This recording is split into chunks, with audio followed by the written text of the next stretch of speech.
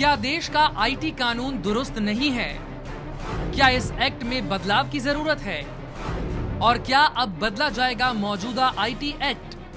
अदालत अब IT act के एक अहम प्रावधान की संवैधानिक वैधता की जांच करने जा रही है। इस सेक्शन के तहत किसी वेबसाइट या इलेक्ट्रॉनिक माध्यम में अपमानजनक या भड़कीली टिप्पणी करने पर कार्रवाई का प्रावधान है।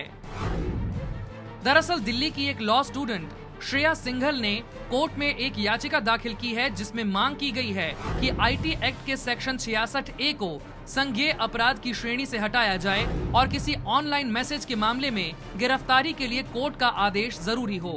आपको बता दें कि सेक्शन 66A के तहत आने वाले अपराध जमानती हैं, लेकिन 3 साल तक की सजा भी हो सकती है। इन प्रावधानों में संशोधन को लेकर सुप्रीम कोर्ट में एक अहम सुनवाई होने जा रही है। इस मामले में सरकार ने अटॉर्नी जनरल जी.ई. वाहनवती से भी मदद मांगी है। अदालत ने याचिका की एक कॉपी अटॉर्नी जनरल को दिए जाने का आदेश भी दिया, ताकि वो इसके निपटारे में अदालत की मदद कर सकें।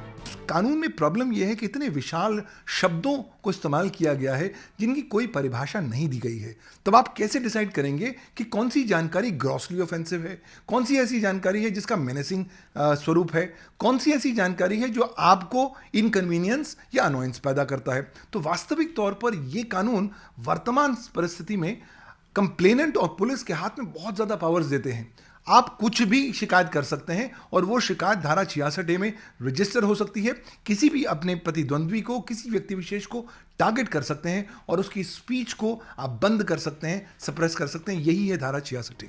हालांकि साइबर मामलों के जानकार पवन दुग्गल के मुताबिक बदलाव सिर्फ एक सेक्शन में नहीं बल्कि पूरे कानून में होना चाहिए, क्योंकि इसके कई प्रावधानों पर सवाल उठते रहे हैं। इस बीच केंद्र सरकार ने भी 66A पर गाइडलाइन जारी करते हुए कहा है कि ऐसे मामले में शिकायत दर्ज करने से पहले ग्रामीण इलाकों के लिए एसएसपी की इजाजत जरूरी हो। इसी तरह शहरों में एसपी या डीसीपी रैंक के अधिकारी की अनुमति होनी चाहिए और बड़े शहरों में कार्रवाई से पहले आईजी रैंक के अधिकारी की इजाजत लेना जरूरी है। हालांकि इस गाइडलाइन पर भी जानकारों ने सवाल उठाए हैं। नई गाइडलाइन आई है कि एसएसपी और आईजी करेंगे, पर हम जानते हैं कि अगर बंगाल के मुख्यमंत्री खुद नाराज है तो कौन सा आईजी, कौन एसएसपी कहेगा कि इस धारा के तहत गिरफ्तारी नहीं होनी चाहिए। अगर महाराष्ट्र में शिवसेना जैसी संगठित ताकत वहां के एसएसपी पर दबाव डालेगी, उसके कारण उसके खिलाफ कार्रवाई करनी पड़ी। तो इस कानून का जो दुरुपयोग है वो सत्ता में बैठे हुए मजबूत लोग कर रहे हैं।